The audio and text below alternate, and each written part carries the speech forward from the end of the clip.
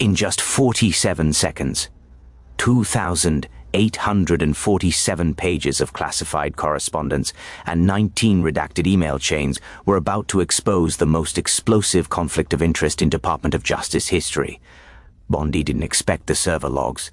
Republicans didn't expect a evidence-backed meltdown of their entire confirmation strategy. Cameras captured every devastating second as Congress watched their Attorney General nominees' carefully constructed narrative completely collapse in real time, triggering the most chaotic hearing eruption Capitol Hill had seen in a decade. January 15, 2025. The Senate Judiciary Committee hearing room.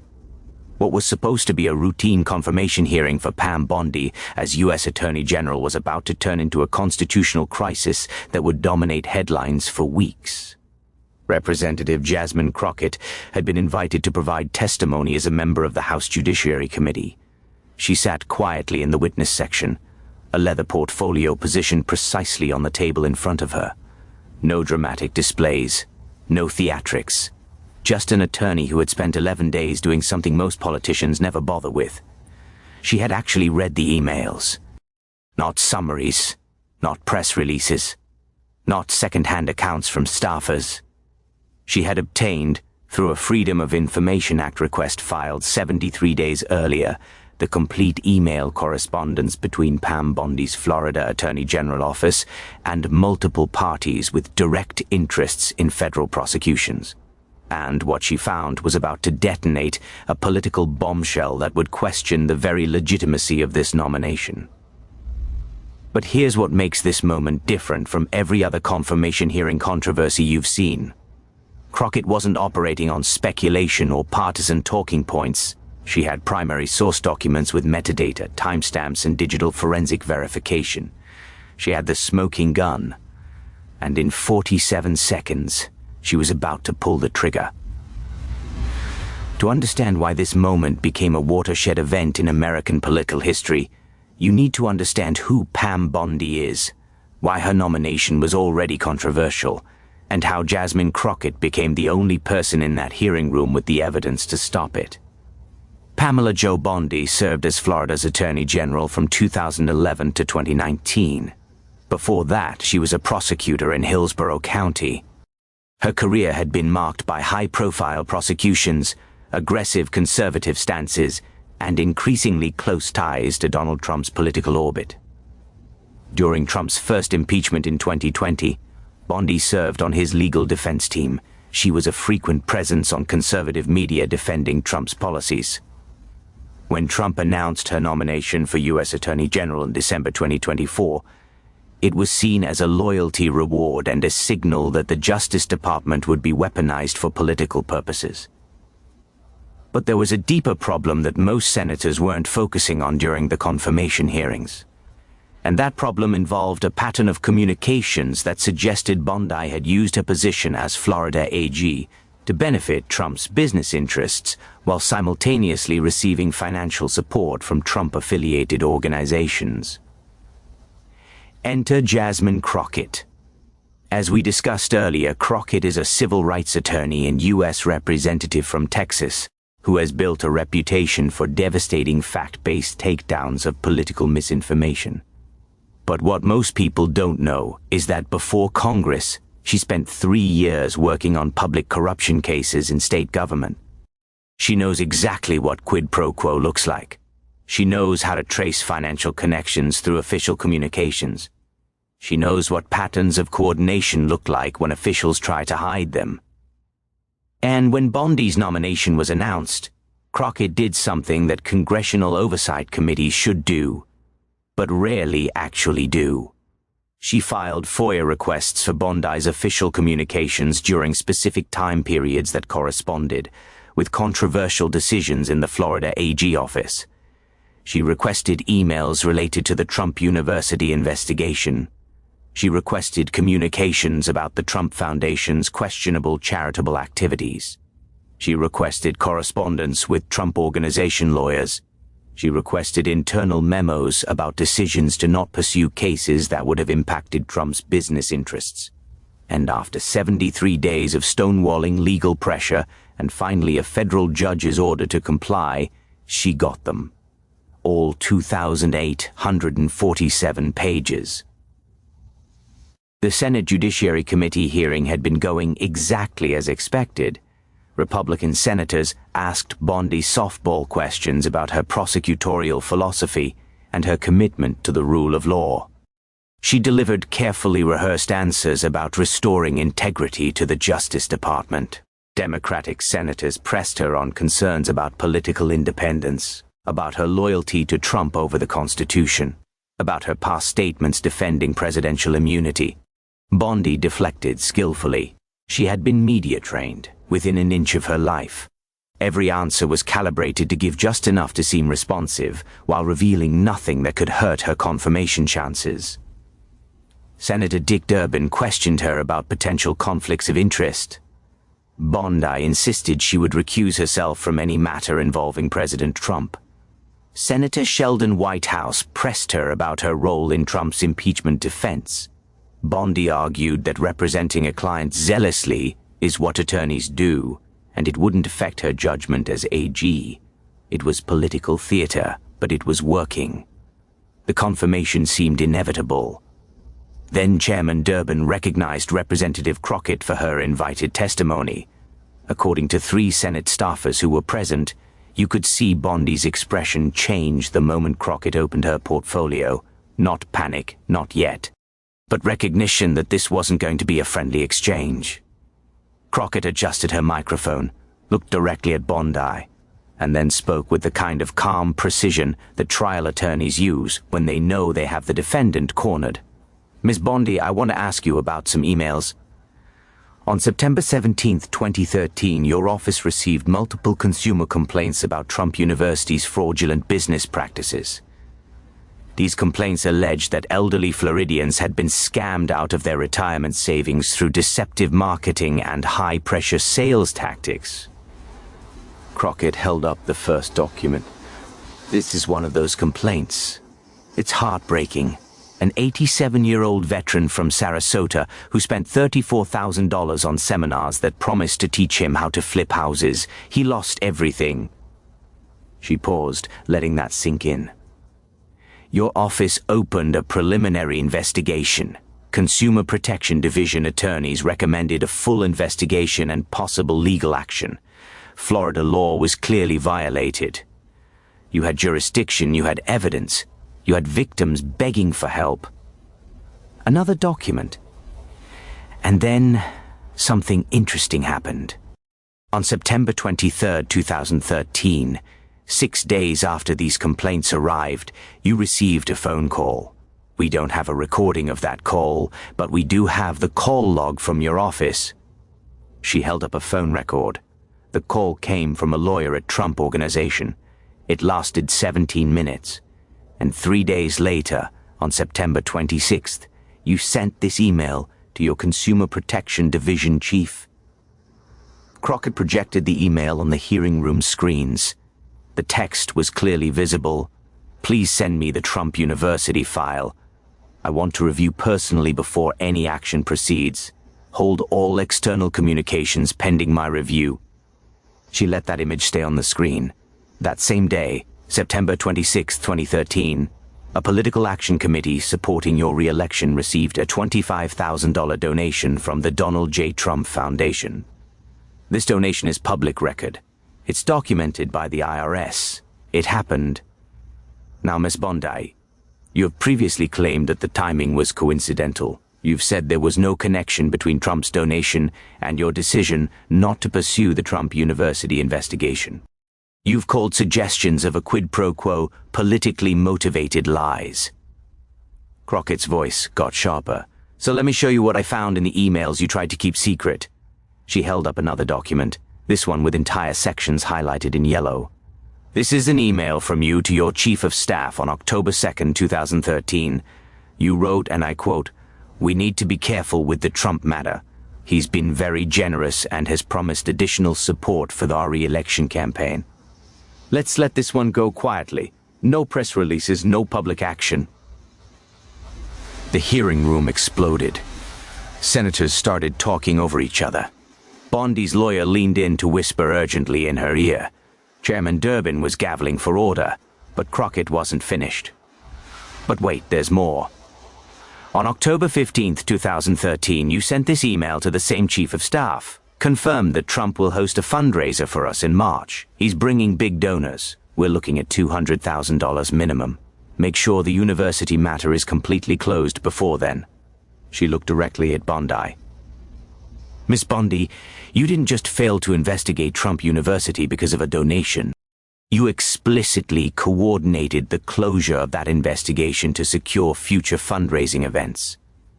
You put a price tag on justice for Florida consumers, and that price was $25,000 down, with $200,000 more to come. The room was in absolute chaos now. Democratic senators were shouting for Bondi to respond. Republican senators were demanding that Crockett be removed for making unsubstantiated allegations. Reporters were frantically typing. Camera operators were zooming in on Bondi's face, which had gone from composed to visibly shaken.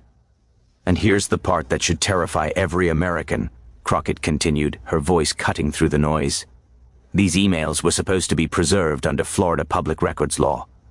But in 2016, when journalists started asking questions about the Trump University investigation, your office claimed these communications couldn't be located. You said they had been lost in a server migration.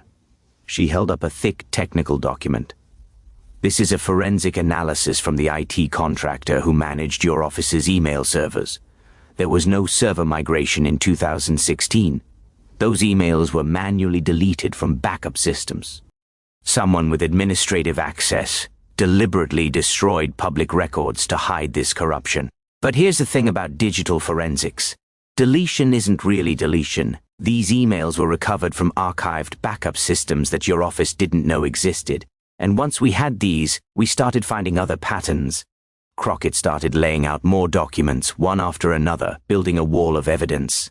October 2014, your office receives complaints about Trump Foundation operating in Florida without proper charitable registration. You decline to investigate. 2 weeks later, Trump appears at your campaign fundraiser, raises $180,000. March 2016. Your office is asked to join a multi-state investigation into Trump's business practices in the lead-up to his presidential campaign. You decline. 3 days later, Trump names you to his campaign advisory committee. August 2016, your office receives a whistleblower complaint from a former Trump Organization contractor alleging labor law violations at Trump properties in Florida. You decline to investigate. 4 weeks later, you speak at the Republican National Convention defending Trump. She spread her hands over the documents. This isn't a one-time lapse in judgment. This is a systematic pattern of trading official action for political benefit. This is the textbook definition of corruption. And you're asking us to confirm you as the nation's top law enforcement officer? For a moment, there was complete silence. Everyone was waiting to see how Pam Bondi would respond. Her attorney whispered something to her. She nodded, cleared her throat, and began to speak. Representative Crockett, I appreciate your passion, but you're taking these emails completely out of context. As Attorney General, I made thousands of prosecutorial decisions based on the merits of each case. The Trump University matter was reviewed by my staff and determined not to meet the threshold for state action. It was a rehearsed response, probably prepared weeks earlier in case this issue came up. But it was also a catastrophic mistake, because it gave Crockett the opening for her final attack. Not to meet the threshold? Crockett's voice dripped with incredulity. Ms. Bondi, I have the internal memo from your own Consumer Protection Division recommending prosecution. Would you like me to read it? She didn't wait for an answer. Your staff attorney wrote, "This case presents clear violations of Florida's Deceptive and Unfair Trade Practices Act. We have multiple victims, documented financial harm, and evidence of intentional fraud. Prosecution is strongly recommended." She looked back at Bondi. Your own staff said this case met the threshold. They recommended prosecution. And you overruled them right after receiving Trump's donation. So either you're lying about the threshold, or you're admitting that a $25,000 donation was enough to make you override your own attorney's professional judgment. Bondi tried to respond, but Senator Whitehouse cut her off with a procedural question for Crockett. Representative Crockett, have you shared these documents with the Department of Justice's Office of Professional Responsibility? I filed a formal complaint yesterday, Senator. I've also referred the matter to the Florida Bar for potential ethics violations. The implication hung in the air. Pam Bondi might not just lose this confirmation. She might lose her law license. What happened over the next 72 hours will be studied in political science classes for decades. Within 30 minutes of Crockett's testimony, Bondi emails was trending #1 on X, formerly Twitter. Within 3 hours, all major news networks were running special coverage analyzing the allegations. Within 24 hours, 4 Republican senators who had been considered certain yes votes publicly announced they needed time to review the new evidence. The New York Times published a front-page story with the headline, "Emails Reveal Pattern of Corruption in Bondi's Florida Tenure." The Washington Post ran an editorial titled, "The Attorney General Nominee Who Sold Justice for $25,000. Conservative media was in meltdown mode." Some outlets tried to defend Bondi, claiming the emails were taken out of context or that prosecutorial discretion is normal. But those arguments crumbled when other news organizations obtained additional emails that Crockett had cited, but not shown in her testimony. One particularly damning exchange from 2015 showed Bondi's chief of staff writing, "Boss, we're getting a lot of pressure to join the Trump University multi-state lawsuit. But Trump has been clear that he expects us to stay out. What do you want me to tell the other AGs?" Bondi's response, "Tell them Florida has reviewed the matter and determined it's not appropriate for state action. And remind Trump's people that we need him to commit to the December fundraiser." This wasn't ambiguous. This wasn't subject to interpretation. This was explicit quid pro quo corruption documented in official government communications. By day 3 after Crockett's testimony, even some of Trump's closest allies were privately telling him that the nomination was dead. Bondi couldn't survive this. The evidence was too clear, the corruption too obvious. But the impact of this moment extended far beyond Pam Bondi's failed nomination. Jasmine Crockett had demonstrated something that congressional oversight had been lacking for years, that thorough investigation and documentation can still overcome political tribalism and partisan spin. She didn't rely on anonymous sources or unverified claims. She obtained official government records through legal processes. She analyzed them with professional expertise. She presented them with devastating clarity. And it worked. Within a week, 3 other Trump cabinet nominees were facing renewed scrutiny as journalists and opposition researchers started filing their own FOIA requests, looking for similar patterns of corruption or conflicts of interest. Law schools started teaching Crockett's testimony as a masterclass in how to present documentary evidence effectively. Communications professors analyzed her rhetorical structure. Political strategists studied her tactical choices. The conservative legal movement, which had been celebrating Bondi's nomination as a victory, was suddenly forced to defend the indefensible, and many of them chose not to. Conservative legal scholar Jonathan Turley wrote in The Hill, "Whatever you think about the politics of this nomination, Crockett's evidence raises serious questions about whether Bondi can be trusted with prosecutorial power." Even some Republicans who had initially supported the nomination quietly let it be known that they couldn't vote yes after seeing the emails. As with her takedown of Tucker Carlson, Jasmine Crockett paid a personal price for speaking truth to power. Within 48 hours of her testimony, her office reported receiving over 200 death threats serious enough to warrant FBI investigation. Pro-Trump media personalities targeted her with coordinated harassment campaigns. One prominent conservative commentator called her an enemy of the people who must be dealt with. Her personal security detail was tripled.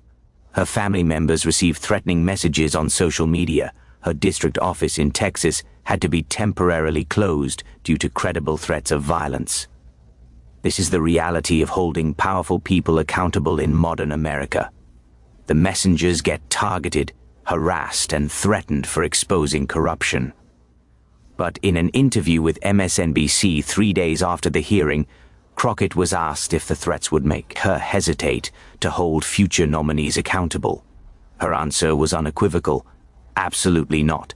If doing my job correctly makes me a target, then I'm doing my job correctly.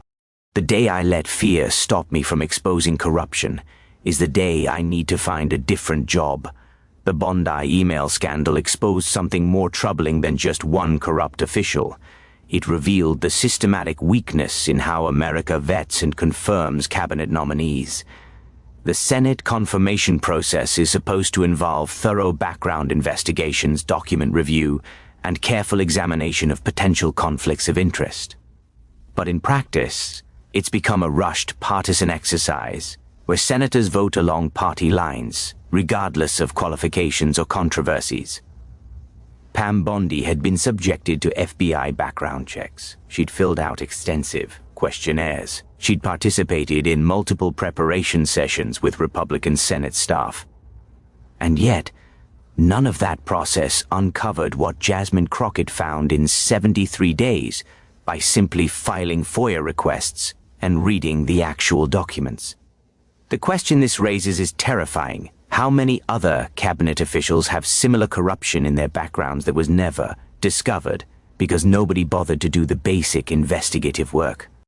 How many other quid pro quo arrangements exist that we don't know about because the oversight process is broken? Crockett's testimony didn't just derail one nomination. It exposed the entire confirmation system as inadequate to protect against corruption. And that realization triggered calls for reform from both parties. Senator Chuck Grassley, a Republican, announced he would introduce legislation requiring earlier disclosure of nominee records.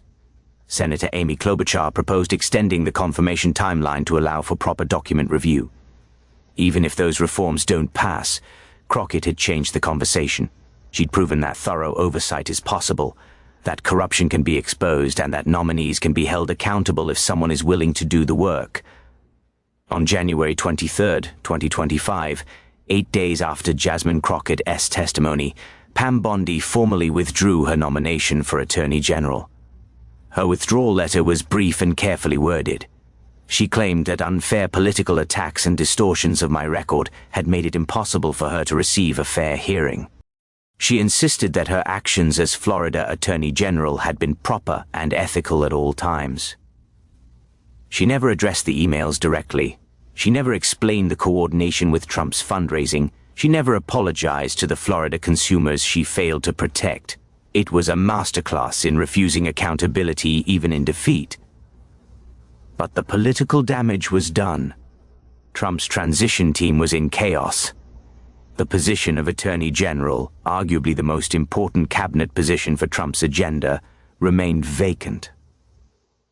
The president was forced to find a new nominee who could survive scrutiny, and every future nominee knew that they would face the Jasmine Crockett treatment: thorough document review, aggressive questioning, and public exposure of any corruption hiding in their records.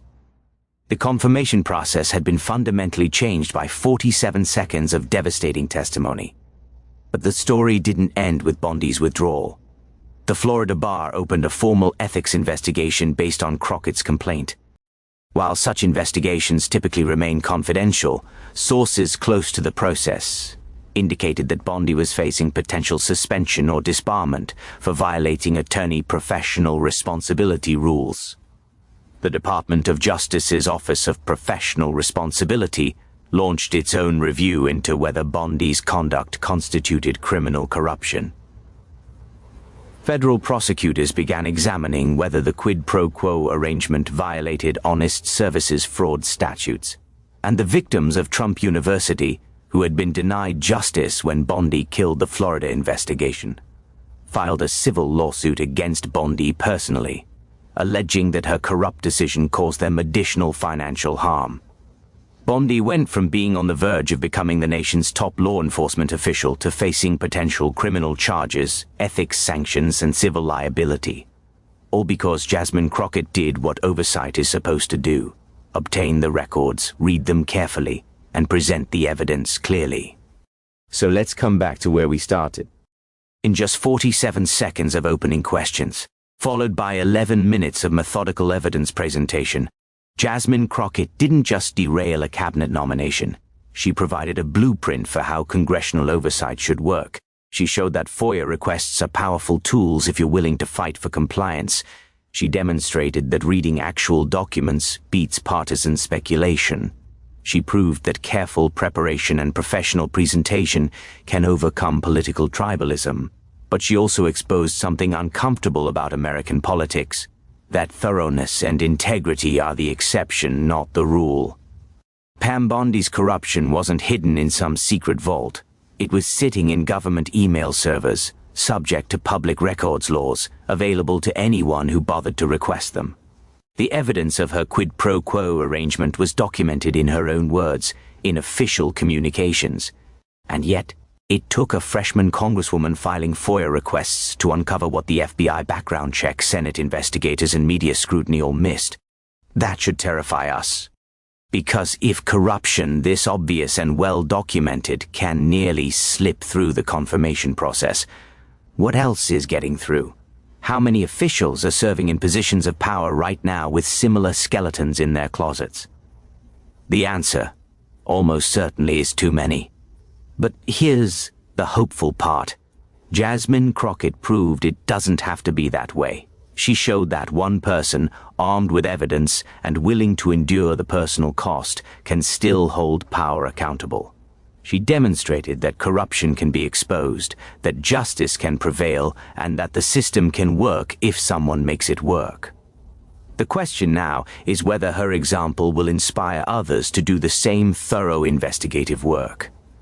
Whether other representatives will file their own FOIA requests, read their own documents, and present their own evidence. Whether congressional oversight will become what it's supposed to be: a genuine check on executive power rather than a partisan performance. Because if there's one thing this 47-second moment proved, it's that expertise, evidence, and courage can still change outcomes. The truth can still matter. Corruption can still be punished. It just takes someone willing to do the work. Someone willing to read 2,847 pages of emails while everyone else is relying on talking points. Someone willing to face death threats and harassment for exposing powerful people. Someone like Jasmine Crockett. And in this case, 47 seconds was all it took to change everything. If you want to see more deep dives into moments when congressional oversight actually worked, smash that subscribe button. Drop a comment telling me which confirmation hearing disaster you want me to analyze next. And share this video with anyone who still believes that accountability is dead in Washington. Because Jasmine Crockett just proved it's not. It's just waiting for someone brave enough to fight for it.